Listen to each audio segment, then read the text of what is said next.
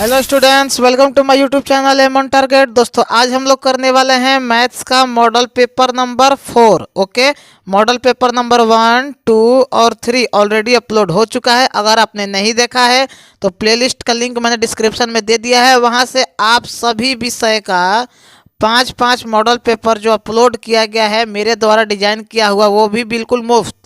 Okay, बिल्कुल मुफ्त में कर सकते हैं सभी विषय का 5-5। ओके, 5 मॉडल पेपर जब मैथ्स का कंप्लीट हो जाएगा तो जब तक आपका एग्जाम कंप्लीट ना हो जाए तब तक रोज एवरी डे वीडियो आएगा, लगभग शाम में 8 बजे या 7 बजे या 6 बजे के लमसम। अब एमसीक्यू कंप्लीट होने के बाद हम लोगों का जो ध्यान होगा वो होगा सब्जेक्टिव क्वेश्चन, यानी 2 नंबर और 5 नंबर। ओके, तो जहाँ तक आप अपनी तैयारी को बरकरार रखिए, और जो लड़के हमारे चैनल के द्वारा पढ़ाई कर रहे हैं उनकी तैयारी अच्छी चल रही है, कोई समस्या हो तो कमेंट में हमको बताइएगा।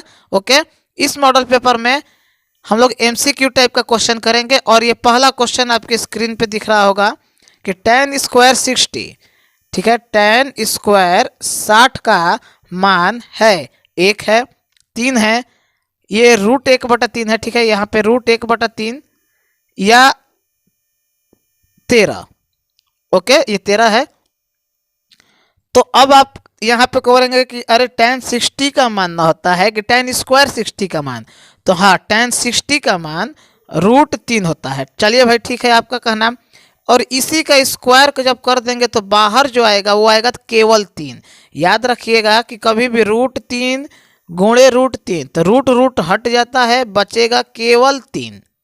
इसी तरह √2 गुणे √2 होगा तो केवल बचेगा 2। √4 गुणे √4 होगा तो बचेगा केवल 4। उसी तरह √3 का स्क्वायर मतलब √3 गुणे √3 तो बाहर आएगा केवल 1, 3। और इस प्रश्न का सही जवाब हो जाएगा option number B. Okay, clear है। ऐसे ही क्वेश्चन आता है, tan स्क्वायर 60 का मान नहीं होता है, tan 60 का मान होता है। ओके, ध्यान में रखना है इस बात को। आइए इस प्रश्न को देखते हैं। किसी वृत्त के बाह्य बिंदु मतलब बाहर बिंदु P से 2 स्पर्श रेखा PA और PB खींचा गया है। चलिए भाई, ठीक है, खींच दिए हैं। PA का जो लंबाई है वो 4 सेंटीमीटर, तो PB का लंबाई क्या होगा? इसका भी 4 सेंटीमीटर होगा। क्लियर है, एकदम क्लियर है, कोई समस्या नहीं होनी चाहिए। PA 4 डिग्री तो PB भी हमारा होगा 4 सेंटीमीटर। ओके, याद रखिएगा। नेक्स्ट क्वेश्चन, निम्न में किस द्विघात बहुपद के शून्यकों का योगफल कितना? -3 और गुणनफल 2 है। तो योगफल का मतलब बीच वाला, और बीच वाला माइनस में, तो देखिए -3 कौन सा है? तो -3 तो 2 ठो है भाई, और गुणनफल +2 है, ठीक है, केवल 2 लिखा है, मतलब इसका कि केवल 2 का मतलब +2, तो +2 वाला ऑप्शन डी है। ओके, इसको अच्छे से यहाँ पे लिख लीजिए। अगर आपको दिक्कत हो रहा है तो मैं लिख दे रहा हूँ, x² -3x +2। -3 क्यों? क्योंकि शून्यकों का योग -3 बोला है और गुणनफल बोला है 2, तो इसीलिए +2 लिए हैं। आइए अगला क्वेश्चन देखते हैं। एकदम सीधे क्वेश्चन है फॉर्मूला पे, और अभी तक आप सब्सक्राइब नहीं किए हैं तो ये अपना इंसाफी कर रहे हैं मेरे साथ और खुद के साथ। ओके, क्योंकि हम जब आपके लिए यार इतना मेहनत कर रहे हैं तो आप लोग थोड़ा सा हमको सपोर्ट कीजिए, हमको भी ज़्यादा से ज़्यादा चैनल के लिंक को, वीडियो के लिंक को अपने फ्रेंड सर्कल में शेयर कीजिए, और लाइक ज़रूर करना है, भूलना नहीं है। चलिए, ये sin 2θ नहीं लिखा है, ये sin² θ + cos² θ बराबर का मान होता है 1। सीधे एकदम उड़ा दीजिए दनादन। नेक्स्ट, P दिया है एक बिंदु -4 और 2, और Q दिया है 8 और 6 को मिलाने वाली रेखाखंड के मध्य बिंदु के नियामक हैं। तो आपको पता है x1 + x2/2, y1 + y2/2। ये है x1, ये है y1, ठीक है, ये x1, ये है y1, ये है x2, ये है y2। तो x1 के जगह पे -4, ओके, प्लस x2 के जगह पे 8 है, तो 8 लिख दिए बटे में 2। तो आपका ओवरऑल कितना होगा? 4/2 यानी 2 कट जाएगा। तो देखिए 2 वाला ऑप्शन कौन सा पहला दिख रहा है? तो ऑप्शन सी दिख रहा है। y को सॉल्व करने का भी जरूरत नहीं पड़ा। एमसीक्यू पे आपका कमांड ऐसा होना चाहिए कि देखिए और उड़ाइए। ठीक है, एमसीक्यू में पूरा सॉल्व करने का चक्कर में मत पड़िएगा, क्योंकि ज़्यादातर एमसीक्यू आपको केवल देखेंगे तो ही सॉल्व हो जाएगा। जैसे ये क्वेश्चन हुआ, इसको केवल हम लोग एक्स को किए, वाई को सॉल्व करने का जरूरत ही नहीं पड़ा। आइए अगला क्वेश्चन को देखते हैं। निम्न में कौन अपरिमेय नहीं है? मैंने कल बताया था कि परिमेय संख्या वह है, परिमेय वह है जो p बटा q के रूप में लिखा जाता है। ओके, और अपरिमेय जो रूट में हो लेकिन किसी चीज का वर्ग नहीं होना चाहिए। तो रूट 10, हाँ भाई अपरिमेय है। रूट 24 ये भी अपरिमेय है। रूट 35 ये भी अपरिमेय है और किसी चीज का वर्ग भी नहीं है। रूट 121 इस प्रश्न का सही जवाब हो जाएगा। क्यों होगा भाई? रूट 121 को जब आप बाहर निकालेंगे तो 11 गुणे 11, ओके, और ये 11 का वर्ग है तो 11 के नीचे आप 1 लिख सकते हैं, और जैसे ही आप 1 लिखिएगा तो 11/1 ये p/q के रूप में हो गया, और ये p/q के रूप में हो गया तो ये क्या हो गया? अपरिमेय ना होकर परिमेय यानी रेशनल नंबर हो गया। तो इस प्रश्न का सही जवाब ऑप्शन नंबर डी। आइए नेक्स्ट क्वेश्चन को देखते हैं। और अभी तक आपने शेयर नहीं किया है तो शेयर जरूर कर दीजिएगा। दो चर में दो एक घाती समीकरणों के ग्राफ यदि प्रतिच्छेदित रेखा हो तो हल की संख्या क्या होगा? सिर्फ एक होगा भाई, ये तो डायरेक्ट सॉल्यूशन है ना। 3 तरह का सॉल्यूशन होते हैं ना, एक यूनिक, 2 सॉल्यूशन और एक नो सॉल्यूशन, बस उसी आधार पर ये क्वेश्चन है। नेक्स्ट, द्विघात बहुपद x² - 2 के शून्यक होंगे तो इसके शून्यक क्या होंगे? तो एक तो माइनस में √2 होगा और एक प्लस में √2 होगा। ओके, यानी option number B. Next question, यदि दो समरूप त्रिभुज के क्षेत्रफल का अनुपात 64 और 121 है तो इनके संगत भुजा भुजा पूछा है, क्षेत्रफल दिया है 64, तो 64 किस चीज का स्क्वायर है? तो 8 का। 121 किसका है? 11 का। 8 और 11 देखिए कौन ऑप्शन में है? तो ऑप्शन नंबर ए। उड़ गया, काम खत्म, धुआं, एकदम धुआं उड़ा देना है परीक्षा में। एमसीक्यू को देखिए और उड़ा दीजिए। अब आया है, देखिए इस क्वेश्चन को देखते हैं, बहुत मस्त क्वेश्चन है, ये हरदम पूछता है। और लाइक शेयर सब्सक्राइब करना भूलना नहीं है। साइन थीटा बराबर कोस थीटा, तो थीटा किसके बराबर होगा? मतलब कुल मिला के इस क्वेश्चन का कि कौन ऐसा मान है जहां साइन थीटा बराबर होता है कोस थीटा का। तो देखिए साइन का जब आप लिखेंगे तो 0, 1/2, 1/√2, √3/2 करके होता है, और √3/2, √3, 1/√3, मतलब 100 जो है 1/√3 जो है साइन 45 डिग्री और कॉस 45 डिग्री के मान जो होते हैं वो 1/3, और दोनों का 45 डिग्री पे जितना साइन का मान होता है उतना ही किसका होता है? कॉस का। तो सही जवाब हो जाएगा आपका 45 डिग्री के मान पे साइन थीटा बराबर होता है किसके? कॉस थीटा के। ओके, आइए अगला क्वेश्चन। एक रेखा जो वृत्त के दो भिन्न बिंदुओं पर प्रतिच्छेदित करती है, मतलब काटती है, वो क्या कहलाती है? जीवा। स्पर्श रेखा एक और बी दोनों, या इनमें से कोई नहीं, तो उसको बोलते हैं जीवा। नेक्स्ट, cos 90 - a, यहाँ पे आपको cos 90 - थीटा भी यहाँ पे बनाया हुआ आ सकता है। तो cos 90 - थीटा क्या होता है? Sine theta. ओके, याद रखना है, ये भूलना नहीं है। 5, 15, 20 के लसा और मसा का अनुपात क्या होगा? तो निकाल लेते हैं, इसमें कितना क्या सोचना है। 5, 15 और 20 का लसा पहले निकाल लिया जाए। तो 5 एकम 5, 5 3 15, 5 चौके 20।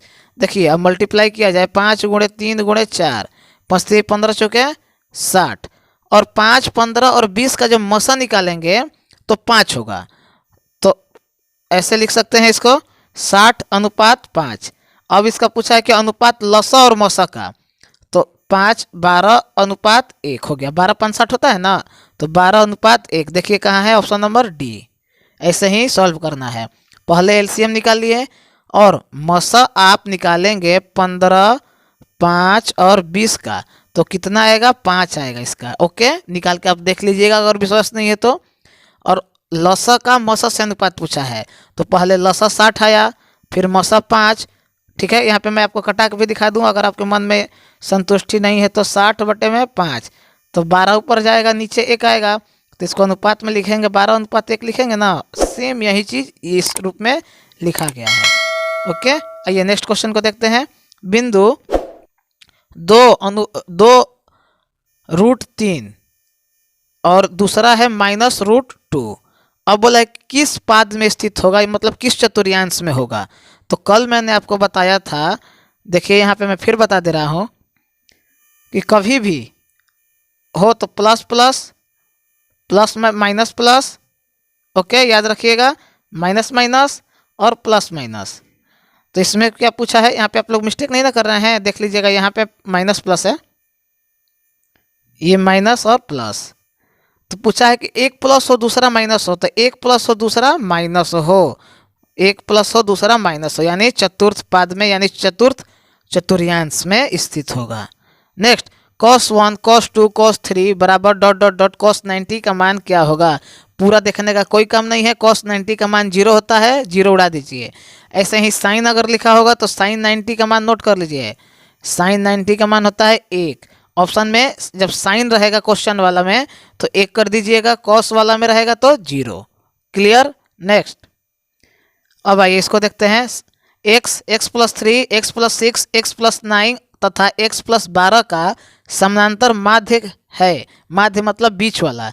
देखिए किनारे से एक एक ठो उड़ाते जाइए, ये देखिए ये एक साथ है ना, तो एक इसको उड़ा दीजिए, ठीक।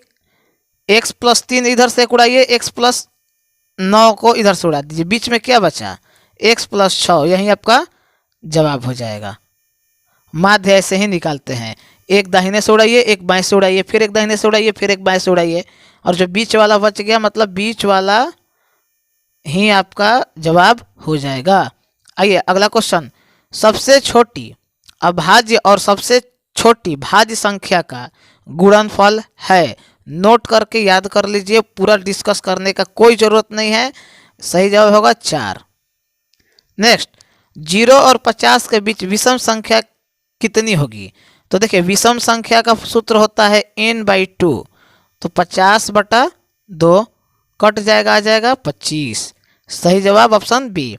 और विषम के जगह पे सम वाला भी लिख लीजिए, सम वाला का सूत्र होता है n+1/2। ओके, ये हो गया किसका, सम संख्या, सॉरी हाँ सम संख्या, और ये हो गया विषम संख्या, याद रखिएगा। आइए अगला क्वेश्चन।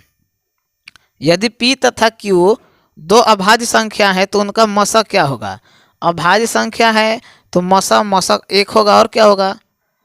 अभाज्य संख्या किसे बोलते हैं, जो एक से और स्वयं से कटे।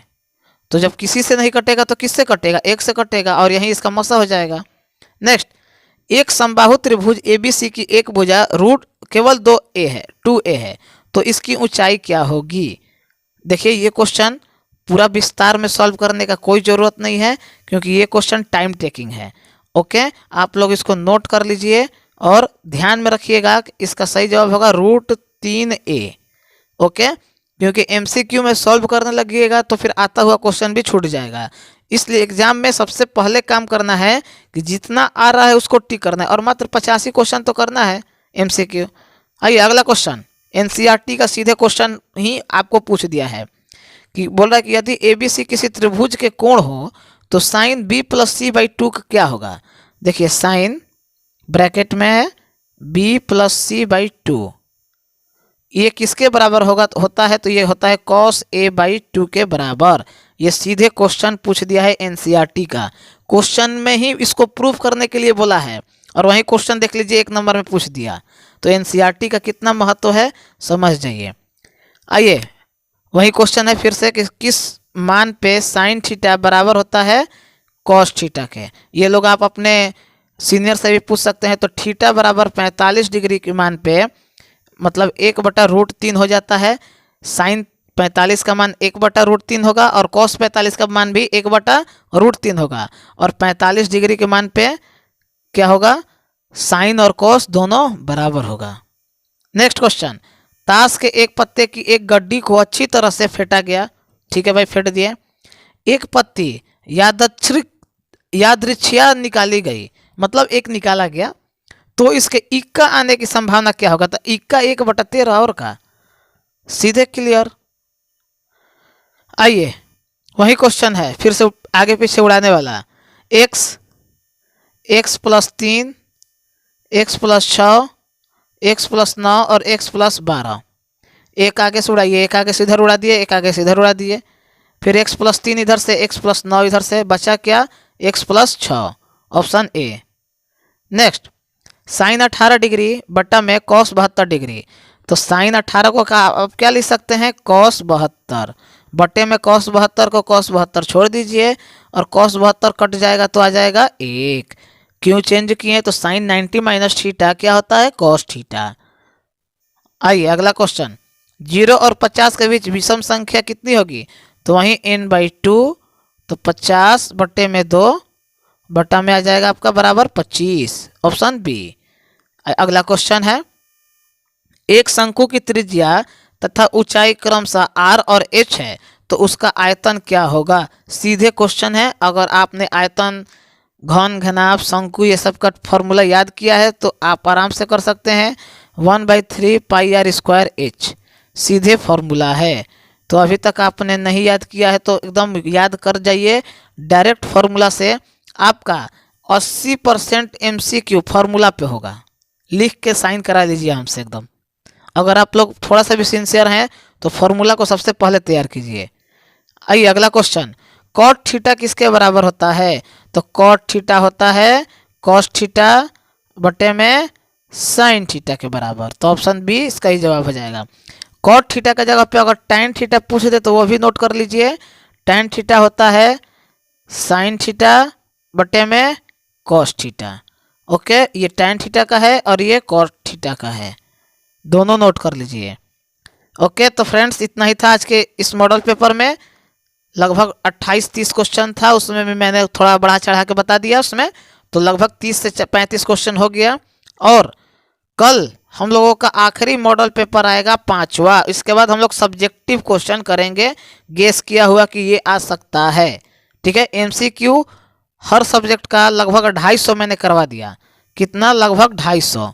इससे एक भी बाहर MCQ नहीं आएगा, बशर्ते अगर आप लोग याद कर लेते हैं तो अभी तक आपने हमारे चैनल से नहीं जुड़ा है तो आप जुड़ जाइए, सब्सक्राइब करके जुड़ जाइए और लाइक और शेयर करना भूलना नहीं है। मिलते हैं कल नेक्स्ट मॉडल पेपर के साथ, तब तक के लिए गुड बाय, टेक केयर।